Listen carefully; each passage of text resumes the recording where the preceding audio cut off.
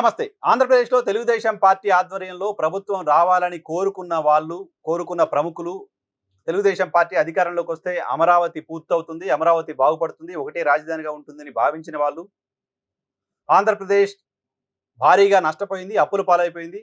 శ్రీలంకలా మారిపోయింది. ఆంధ్రప్రదేశ్‌ని గాడిన పెట్టి ఆంధ్రప్రదేశ్‌లో సంపద సృష్టి జరగాలంటే చంద్రబాబును ముఖ్యమంత్రిగా ఉండాలని కోరుకుంటున్న వాళ్ళు 20 నెలల తర్వాత తమవన్నీ భ్రమలేనని భావిస్తున్నట్లు కనపడుతోంది. తమ భ్రమలు తొలగిపోయాయని బయటకొచ్చి మాట్లాడడం వినిపిస్తోంది. అమరావతి రాజధానిగా ఉండాలి అని అందరూ కోరుకున్నారు. సో అమరావతిని అభివృద్ధి చేయడమే మా ప్రధాన లక్ష్యమని తెలుగుదేశం పార్టీ సర్కారు చెబుతోంది. సో అమరావతిలో పనులకు సంబంధించి టెండర్లు పిలిచారు. పనులు నడుస్తున్నాయి. దీనిపైన ఎవరికీ ఎటువంటి అభ్యంతరం లేదు. కానీ అమరావతి విస్తరణ పేరుతో రెండో విడత, మూడో విడత భూసేకరణ చేస్తామంటూ చంద్రబాబు నాయుడు సర్కారు చేస్తున్న ప్రయత్నాన్ని చంద్రబాబు అధికారంలోకి రావాలని కోరుకుంటున్న వాళ్ళు తప్పుపడుతున్నారు. ఏబి వెంకటేశ్వరరావు గత ప్రభుత్వంలో వేధింపులకు గురైన ఐపీఎస్ ఆఫీసర్గా పేరుంది. గత ప్రభుత్వం ఆయనకి పోస్టింగ్ ఇవ్వకుండా వేధించింది. ఆయన పైన కేసులు పెట్టింది. ఆయన ప్రభుత్వం పైన ఫైట్ చేస్తూ వచ్చారు. అటువంటి ఏబి వెంకటేశ్వరరావు అదనపు భూసేకరణ ఒక పనికిమాలిన చర్యగా చెప్తున్నారు. అదనపు భూసేకరణ అవసరం ఏంటి అంటున్నారు. ఎయిర్పోర్ట్ కోసం అదనంగా భూసేకరణ చేయడం అనేది చంద్రబాబు ప్రభుత్వం చేస్తున్న తప్పు అంటున్నారు. అమరావతి ప్రాంతంలో ఈ సర్కారు అనేక తప్పులు చేస్తుంది అంటూ మాట్లాడుతున్నారు. ఆయన అక్కడ ఇక్కడ మాట్లాడడం కాదు, ఓపెన్ గా ప్రెస్ కాన్ఫరెన్స్లు పెట్టి మాట్లాడుతున్నారు. ప్రభుత్వం చేస్తున్న తప్పులేంటో ఎండగడుతూ వస్తున్నారు. ఏబి వెంకటేశ్వరరావు ఆంధ్రప్రదేశ్లో జగన్మోహన్ రెడ్డి సర్కారు పోవాలి, తెలుగుదేశం పార్టీ సర్కారు రావాలని కోరుకున్న వ్యక్తిగా రాష్ట్ర ప్రజలందరికీ తెలుసు. అటువంటి వ్యక్తి 20 నెలలు గడిచేసరికి చంద్రబాబు సర్కారు చేస్తున్న తప్పులు ఇవి అంటూ పుంకాలుగా ఆ తప్పుల్ని బయటపెడుతున్నారు. ఆ తప్పులపైన రోజు మీడియాతో మాట్లాడుతున్నారు. మరో వ్యక్తి వడ్డే శోభనాద్రీశ్వరరావు గారు. ఆయన ఎప్పటికీ నేను తెలుగుదేశం పార్టీకి సంబంధించిన నాయకుడిగానే చెప్తూ వస్తుంటారు. తెలుగుదేశం పార్టీలో సుదీర్ఘకాలం పనిచేశారు ఆయన. కృష్ణా జిల్లాకు సంబంధించిన అత్యంత గౌరవం ఉన్న రాజకీయ నాయకుడిగా పేరుంది. రైతులకు సంబంధించిన అంశాలపైన నిత్యం దేశ స్థాయిలో పోరాటం చేస్తూ ఉంటారు. అటువంటి ఒక పెద్ద మనిషి కూడా అమరావతిలో అదనపు భూసేకరణని తప్పుపడుతూ ఉన్నారు. అమరావతిలో అదనపు భూసేకరణని తప్పుపట్టడం మాత్రమే కాదు, చంద్రబాబు సర్కారు చేస్తున్న అనేక నిర్ణయాలకు వ్యతిరేకంగా పోరాటం చేస్తున్నారు. చంద్రబాబు సర్కారు భూ పందేరం చేస్తుంది అంటూ కోర్టుల్లో కేసులు వేసి ఫైట్ చేస్తున్నారు. లులు మాల్కు ప్రభుత్వం కేటాయించిన భూమిని వెనక్కి తీసుకోవడం వెనుక వడ్డే శోభనాద్రీశ్వరరావు లాంటి వాళ్ళ పోరాటం ఉంది. లులు మాల్కి భూములు కేటాయింపు అంశానికి సంబంధించి కావచ్చు, రాజధాని ప్రాంతంలో రైతులకు ఇప్పటికే అన్యాయం జరుగుతోంది. రాజధాని ప్రాంతంలో ఇంకా రైతులకు ఇప్పటికీ ప్లాట్లు ఇవ్వలేదు. రాజధాని ప్రాంతంలో రైతులకు మౌలిక సదుపాయాల్ని డెవలప్ చేసిన ప్లాట్లు ఇస్తామని ప్రభుత్వం చెప్పింది. ఇప్పటికీ అనేక మంది రైతులకు తమ ప్లాట్ ఎక్కడుందో తెలియదు. చేతిలో పట్టా మాత్రమే ఉంది. ఆ పట్టా బ్యాంకులో పెడితే లోన్లు వచ్చే పరిస్థితి లేదు. అక్కడ భూములు ఇచ్చిన రైతులు అనేక ఇబ్బందులు పడుతున్నారు. ఆ ఇబ్బందులను అడ్రస్ చేయడానికి కూడా అధికారం వచ్చిన 18 నెలల వరకు ముఖ్యమంత్రికి తీరిక లేకుండా పోయింది. ఇటువంటి విమర్శలన్నీ వడ్డే శోభనాద్రీశ్వరరావు లాంటి వాళ్ళు చేస్తూ వస్తున్నారు. సో ఆయన కూడా ప్రభుత్వం రావాలి, చంద్రబాబు ముఖ్యమంత్రి కావాలని కోరుకున్న వ్యక్తుల్లో ఒకరు. ఆయన కూడా చంద్రబాబు సర్కారు చేస్తున్న భూ పందేరానికి వ్యతిరేకంగా మాట్లాడుతూ వస్తున్నారు. ఈవెన్ పోలవరం అంశానికి సంబంధించి కూడా పోలవరం అంశంలో డెడ్ స్టోరేజ్ దగ్గర వాటర్ స్టోర్ చేసే అంశానికి సంబంధించి కావచ్చు, R&R ప్యాకేజ్ నుంచి కేంద్ర ప్రభుత్వం తప్పించుకునే ప్రయత్నం చేయడం పైన కావచ్చు, మెడికల్ కాలేజీలకు సంబంధించిన అంశం పైన కావచ్చు, ఈ ప్రభుత్వాన్ని తప్పుపడుతూ మాట్లాడుతూ వస్తున్నారు ఆయన.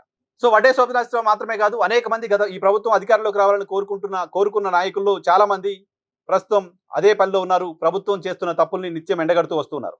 అలాగే మాజీ సిబిఐ అధికారి నాగేశ్వరరావు, మాజీ ఐపీఎస్ అధికారి ఆయన కూడా గత ప్రభుత్వం జగన్మోహన్ రెడ్డి సర్కారు అనేక తప్పులు చేసింది అంటూ నిత్యం సోషల్ మీడియాలో మాట్లాడుతూ వచ్చారు. అనేక తప్పుల్ని ఎత్తి చూపిస్తూ వచ్చారు.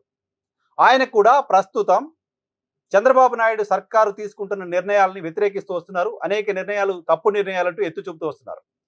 ఇక నిన్న ఈ రోజు చర్చ జరుగుతున్నట్టు డీలిమిటేషన్ అంశానికి సంబంధించి చంద్రబాబు తీసుకున్న నిర్ణయం పైన మాజీ సిబిఐ అధికారి నాగేశ్వరరావు పెట్టిన పోస్ట్ని ఒకసారి చదువుతా, వినంటే పక్కన మీకు డిస్ప్లే చేసి వినిపిస్తా. శ్రీ చంద్రబాబు నాయుడు గారు, మీ అధికార దాహం తీర్చుకోవడానికి ఆనాడు మీ మామ కీర్తిశేషులు నందమూరి తారక రామారావు గారిని మీరు వెన్నుపోటు పొడిచారు. మీ కుటిల రాజకీయాల కోసం కనీసం అవశేష ఆంధ్రప్రదేశ్లోనైనా అధికారంలోకి వస్తామనే దురుద్దేశంతో 2008లో సమైక్యాంధ్రను విడగొట్టమని మీరు రాసిన ఉత్తరం వల్లే తెలుగు జాతి రెండుగా విడిపోయింది. ఇప్పుడు మళ్ళీ అదే అధికార దాహంతో దక్షిణ భారతానికి ఆర్ఎస్ఎస్, బీజేపీ, మోదీలు చేస్తున్న అన్యాయాన్ని మీరు సమర్థిస్తూ తెలుగు జాతికి మాత్రమే కాదు మొత్తం భారతావనికే ద్రోహం చేస్తున్నారు. దేశ చరిత్రలో చంద్రబాబు లాంటి నీచ, నికృష్ట, దుర్మార్గ రాజకీయ నాయకుడు ఎవరూ లేరు అని గతంలో తెలంగాణ ముఖ్యమంత్రి కల్వకుంట్ల చంద్రశేఖరరావు అన్నప్పుడు నేను నమ్మలేదు. కానీ మీరు ఆయన మాటల్ని మళ్ళీ నిజం చేస్తుంటే నమ్మక తప్పటం లేదు. ఓ మాజీ సిబిఐ అధికారి చంద్రబాబు నాయుడు అధికారంలోకి రావాలనో లేకపోతే జగన్మోహన్ రెడ్డి దిగిపోవాలని కోరుకున్న ఓ సిబిఐ అధికారి, మాజీ సిబిఐ అధికారి తన సోషల్ మీడియాలో పెట్టిన పోస్ట్ ఇది. సో ఆయన గతంలో రాష్ట్ర విభజనకు అనుకూలంగా లేఖ ఇవ్వడం వల్ల రాష్ట్రం విడిపోయింది. ఇప్పుడు దక్షిణాదికి అన్యాయం జరుగుతుంటే కనీసం గొంతెత్తలేని పరిస్థితిలో ఉన్నారు. మీ స్వార్థ ప్రయోజనాల కోసం మాత్రమే మీరు నిర్ణయాలు తీసుకుంటున్నారు అంటూ నాగేశ్వరరావు మాట్లాడడం చూస్తున్నాం. అదే సమయంలో జయప్రకాష్ నారాయణ ఉన్నారు. జయప్రకాష్ నారాయణ లాంటి వాళ్ళు గత జగన్మోహన్ రెడ్డి సర్కారు అధికారం నుంచి దిగిపోవాలని కోరుకున్నారు. ఎన్నికలకు ముందు కూటమి సర్కారు అధికారంలోకి రావాలి, కూటమి సర్కారుకు ఓటేయండి అంటూ విజయవాడ వెళ్ళి ప్రెస్ కాన్ఫరెన్స్ పెట్టి ఆంధ్రప్రదేశ్ ప్రజలకు విజ్ఞప్తి చేశారు. ఆంధ్రప్రదేశ్లో అప్పులు ఎన్నో తెలియట్లేదు, ఆంధ్రప్రదేశ్ ప్రభుత్వం ఎన్ని బిల్లులు ఇంకా పెండింగ్ పెట్టిపోయిందో తెలియలేదు, ఆంధ్రప్రదేశ్ బాగుపడాలంటే చంద్రబాబు అధికారంలోకి రావాలని ఆయన కోరారు, చంద్రబాబు అధికారంలోకి రావాలని ఆకాంక్షించారు. అటువంటి నాయకుడు 20 నెలలుగా ఆంధ్రప్రదేశ్లో జరుగుతున్న పరిణామాలపైన ఏమీ తెలియనట్లుగా మౌనం పాటిస్తూ వస్తున్నారు. చంద్రబాబు తీసుకున్న నిర్ణయం సరైనదే అయితే చంద్రబాబు నిర్ణయం సరైనదేనని ఎన్నికల ముందు సమర్థించినట్లుగా ఆయన సమర్థించలేకపోతున్నారు. అమరావతిలో భూసేకరణ అంశానికి సంబంధించి తన స్పందన ఏంటో, తన వాయిస్ ఏంటో వినిపించలేకపోతున్నారు. చంద్రబాబు సర్కారు తీసుకుంటున్న అనేక నిర్ణయాలపైన కనీసం స్పందించలేక మౌనం పాటిస్తూ వస్తున్నారు జయప్రకాష్ నారాయణ. సో వీళ్ళు మాత్రమే కదా, ఒక 4-5 ప్రముఖుల పేర్లు నేను మీకు చెప్తున్నాను. అనేక మంది ఈ ప్రభుత్వం రావాలని కోరుకున్న తటస్థులు, మేధావులు ప్రభుత్వం తీసుకుంటున్న నిర్ణయాల పట్ల ఆగ్రహాన్ని వ్యక్తం చేస్తున్నారు. ఇదేంటి ఇలా బిహేవ్ చేస్తుంది అని భావిస్తున్నారు, మాట్లాడుతున్నారు. ఇక మెడికల్ కాలేజీల అంశానికి సంబంధించి కూడా గతంలో పివి రమేష్ మాజీ ఐఏఎస్ అధికారి, సీనియర్ ఐఏఎస్ అధికారి, ఆయన హెల్త్ డిపార్ట్మెంట్లో కూడా సుదీర్ఘకాలం పనిచేశారు.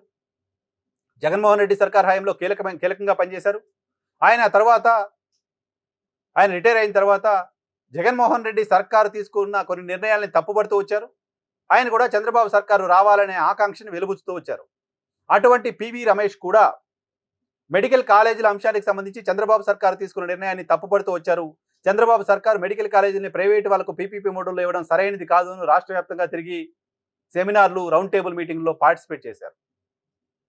సో చంద్రబాబు రావాలని కోరుకున్న వాళ్ళంతా, చంద్రబాబు వస్తే రాష్ట్రం బాగుపడుతుంది, సంపద సృష్టి జరుగుతుంది, అమరావతి అద్భుతంగా ఉంటుందని భావించిన వాళ్ళంతా చంద్రబాబు తీసుకుంటున్న నిర్ణయాలు చూసి నివ్వెరపోతున్నారు. చంద్రబాబు పైన తమ భ్రమలు తొలగిపోయారనే విషయాన్ని చెప్తున్నారు. అమరావతి విశ్వనగరంగా చెప్తూ వచ్చి అమరావతి అభివృద్ధి అవుతే అమరావతి యొక్క గ్రోత్ ఇంజిన్గా మారిపోతుంది, సెల్ఫ్ సస్టైన్ సిటీ అంటూ 5 ఏళ్ళు మాట్లాడి 14 నుంచి 19 వరకు ఇటీవల అధికారంలోకి వచ్చిన తర్వాత అదనపు భూసేకరణ ఎందుకంటే ఇప్పటి వరకు తీసుకున్న 50,000 ఎకరాల్లో అమరావతిని అభివృద్ధి చేస్తే కేవలం మున్సిపాలిటీ అవుద్ది, మనకు విశ్వనగరం కదా కావాలని చంద్రబాబు మాట్లాడిన మాటలు చూసిన తర్వాత ఇలాంటి నాయకుడు అధికారంలోకి వచ్చి ఏదో చేస్తాడని మనం భ్రమపడ్డామా అనే ఒక ఒపీనియన్లోకి ఆంధ్రప్రదేశ్ సంబంధించిన ప్రముఖులు, తటస్థులు, మేధావులు వచ్చినట్టు కనపడుతోంది. దానికి సంబంధించిన ఇండికేషన్, సిమ్టమ్సే ఓ 4-5 ప్రముఖులకు సంబంధించిన స్టేట్మెంట్స్, వాళ్ళ రియాక్షన్స్ని నేను మీ దృష్టికి తీసుకొచ్చాను.